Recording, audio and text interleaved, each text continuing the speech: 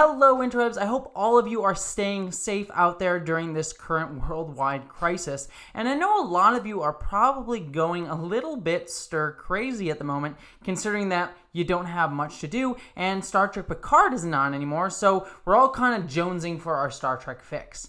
And I know a lot of you know that I am a huge fan of the Star Trek literary verse. I mean, I literally own over 300 Star Trek books, and in that time, I've read quite a few Star Trek books, and honestly do believe that some of the best Star Trek stories are from the books themselves. So in that vein, and considering I know a lot of people are looking for something to do, I'm going to give you some of my recommendations for some good books and good places to start within the Star Trek literary verse. Now, I've done a video like this before, but I'm going to give you some different ones that are not in that video that I think are really fun and good places to just begin your journey into the literary verse if you haven't done so already, or if you're a huge Star Trek literary fan, maybe if you haven't seen these books yet or gotten to them, you should pick them up because they're a lot of fun and they're really, really good additions to the Star Trek bookverse. Alright, the first one that I am going to discuss is Spocks World by Diane Duane. Now, if you hadn't heard of Star Trek books at all, you may have actually heard of this one, considering that it was an 8-week New York Times bestseller, according to the top of this book. But it's well worth that acclaim and praise, because this book actually influenced a lot of Vulcan's on-screen development that we see throughout the entire Star Trek franchise. I mean, this book mixed also with DC Fontana were probably the two biggest influences on developing Vulcan culture on screen. And this book basically has two distinct stories running in parallel. One where the USS Enterprise is called back to Vulcan to bring Spock there because of an ongoing political crisis on Vulcan that involves Sarek and requires Spock as the only other Vulcan officer in Starfleet. But then, really and more importantly, it actually goes back into Vulcan's history and gives a lot of the history of what happened to Vulcan, stuff that we would later see be developed a little bit more on screen in Star Trek Enterprise and its Vulcan episodes. I would really recommend this book to anyone who is a big fan of the writings of Ursula K. Le Guin, who is one of my personal favorite authors of all time. And just like Ursula K. Le Guin, this book really has sort of an anthropologic look at Vulcan, basically just giving us a huge development of Vulcan culture and ideas, stuff that we would later see developed more in the episodes of Star Trek Enterprise's 4th season. And it's really just a cool discussion on how Vulcan culture came to be and things like that. And it has some really beautiful, really transcendent passages in there in those sections of the book. And if that's sort of not your jam, there is also a really fun sort of political story going on with the USS Enterprise in the present day, or present day 23rd century, whatever you want to kind of call that timeline. So it's a lot of fun, and I'd really recommend Spocks World. But hey, maybe that sort of anthropologic, very serious, deep look into Vulcan culture isn't more your style, and you want something a little bit more crazy, a little bit more out there. Well, then I have got the book for you, and that is Star Trek The Next Generation X-Men Planet X. Yes, this is a real, actual, official book that crosses over Star Trek and the X-Men. It's a really crazy, really weird book, and not one that I would have thought I would have seen in a book form. It's definitely a comic-type storyline where there's mutant stuff going on in the Next Generation. Basically, the plot is the X-Men get pulled into the Star Trek universe and have to deal with mutant-type stuff going on the Enterprise D. It's a lot of fun. It's really weird, but honestly, some of the best parts of this book are the weird mashups of characters that you wouldn't have initially thought, but also make perfect sense. For example, Wolverine and Worf really hit it off in this book. It's again, I wouldn't have thought of that initially, but when I take a second, I'm yeah, Wolverine? Warfarine. Oh my gosh, that's his ship name. Worf and Wolverine have a lot of fun together. It just makes perfect sense. Also, I kind of get a kick out of the idea that both Picard and Xavier are in this book, considering that they were both played by Patrick Stewart, and I think there's a couple jokes at that expense in here. So it's honestly it's a lot of fun, and I'd highly recommend it for any X-Men or Star Trek fan, or if you're a fan of both, as I am. So just this is a great book to pick up if you're just looking for a fun little thrill ride in the Next Generation and X-Men universe. Alright, next up is actually not a book, but actually a comic book, and that is the Star Trek Boldly Go comics. Now, these take place right after Star Trek Beyond in the Kelvin timeline, basically filling in that gap that we see in Star Trek Beyond between when the Enterprise was destroyed in that movie and then when the Enterprise A gets built or rebuilt, depending on how you look at it, and sort of Kirk and crew kind of all being separated and being in different places in their career until they finally rejoin on the Enterprise.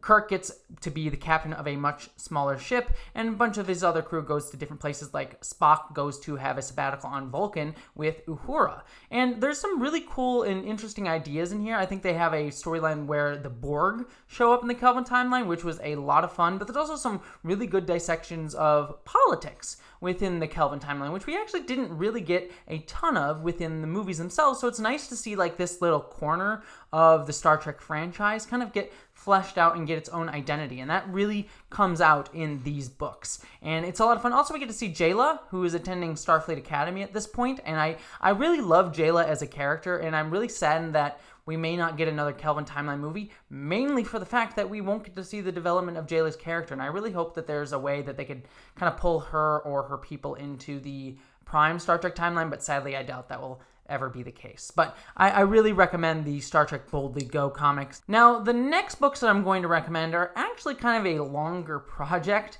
if you're kind of trying to dive into the Star Trek literary verse, but it is well worth the effort if you put in the time. And considering we have nothing but time right now, I mean, I'm so incredibly bored. I have so much time and nothing to do with it, I'd really recommend taking the leap into these books, and that is the Star Trek Deep Space Nine relaunch books. Now, this was sort of the omnibus one that I have right here that sort of collects the first, I think, 4 books in the DS9 relaunch. These are the books that take place after Deep Space Nine's 7th season, so after the show ends, and sort of like continues the story on from what we left behind.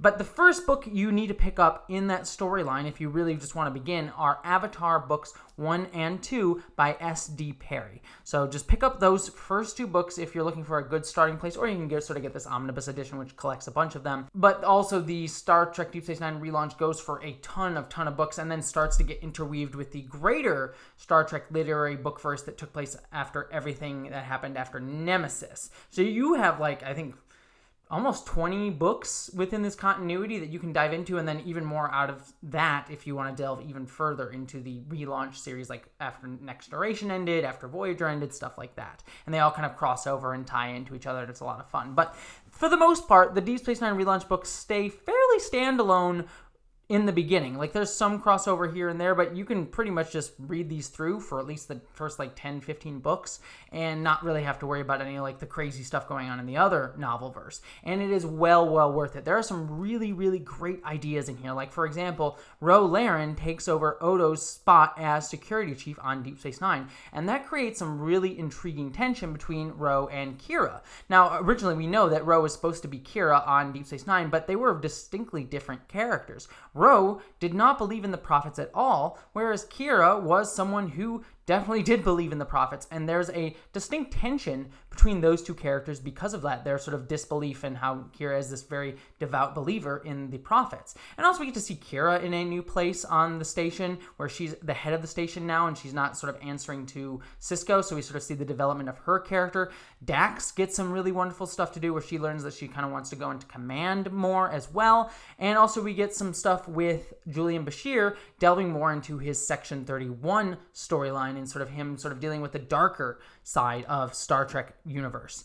And then also we get a really cool development of a Jem'Hadar character who becomes a regular on the station. Odo sends a Jem'Hadar back to Deep Space Nine to learn how to interact with humans, and does what Star Trek always does best, take a sort of alien character and make him sort of like the outsider character of the group, and sort of have him learn more about humanity, and we learn a lot about ourselves. So I cannot rave enough about the Deep Space Nine relaunch books. They are some of my favorite books in the entire series, and like I said, it is a big project, but well worth your time. All right, the final set of books that I am going to recommend that you start are kind of a little bit weird ones, and ones, again, that a lot of people may have heard of, and that is the Shatnerverse novels. These are the books that William Shatner himself wrote along with Judith and Garfield Reeve-Stevens, basically as sort of a retcon, relaunch of what happened to Kirk in Star Trek Generations, where he kind of kicked the bucket very unceremoniously.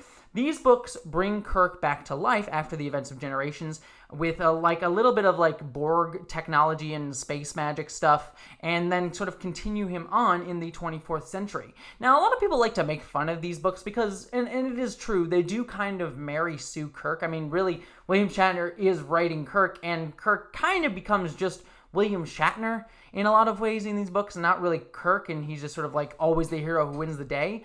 But I also think that these books are a lot of fun, kind of for that reason. The like Mary Sueing of Captain Kirk, I don't know, it kind of works for me in a lot of fun different ways. And it's also kind of fun to see the development of the relationship he has with Captain Picard. It's really cool to just sort of see Kirk bounce off the characters of the 24th century that we didn't really get to see in Generations, which was kind of disappointing. It really would have been fun to see Kirk on the bridge of the D or the E, and that's what we get here. And it is really a lot of fun. It's got a lot of like high adventure, action adventure tone to it. There's also a weird romance plot that Kirk has with a sort of Klingon / Romulan woman, which is interesting, and it's just a lot of fun. So this is the first trilogy. This is again a collection of all of them. The first one that you want to read in this series is Ashes of Eden, which actually just takes place in the 23rd century, but sets up a lot of like storylines that go into the other books in the series. Then you get The Return, which is this sort of reboot retcon after Generations. And then you get Avenger, which actually Avenger is a really prescient book in a lot of ways because it deals with a virus outbreak that takes place across the Federation and sort of the mismanagement of the Federation government and how everyone needs to quarantine themselves and stay inside and not break quarantine. But it is a lot of fun, and it is a cool like action adventure storyline. So I'd really recommend these first 3 books. And there are 2 more trilogies that take place in the Shatnerverse after this, but I'll talk about them in a different video because I actually think those particular trilogies are also really fun and get really, really weird. Like, really weird. These are just like fun action adventure things. Those books are a lot of fun too, but get very, very strange. So I'm going to talk about them another time. But those are my recommendations for good places for you to start if you want to jump into the Star Trek literary verse. But what did you think? Do you have another place to start? Do you have your other favorite Star Trek book? Do you like these recommendations? Please let me know down in the comments below. And don't forget to subscribe to this channel to get more Star Trek stuff and more book recommendations and more discussions of geek and pop culture. And if you want to help make this channel even better and honestly really help me out during this kind of crazy time right now in the world. I just recently learned a few days ago that I am no longer going to have my regular freelance work that I'm going to be having. So I'm kind of been taking a little bit of a financial hit, as I'm sure a lot of people are. But if you really want to help me out, it would honestly really mean a lot to me if you could give over on my Patreon and just help me make this content, help me get to do it, and like I said, help me out a little bit financially during this time. But regardless of if you subscribe or give to my Patreon page, I'm just really glad that you stopped by and that you're having a lot of fun with me together, and I hope that you, as always, live long and prosper. And special thanks to my commander level and above Patreons, especially right now, Eli Bergmas, Stefan Schuhart, Boyd and Mary Beth Earl, Wellington Marcus, Lal Lindley, Marika Kuyechin, Munir Amlani, and Mystic the Monakit.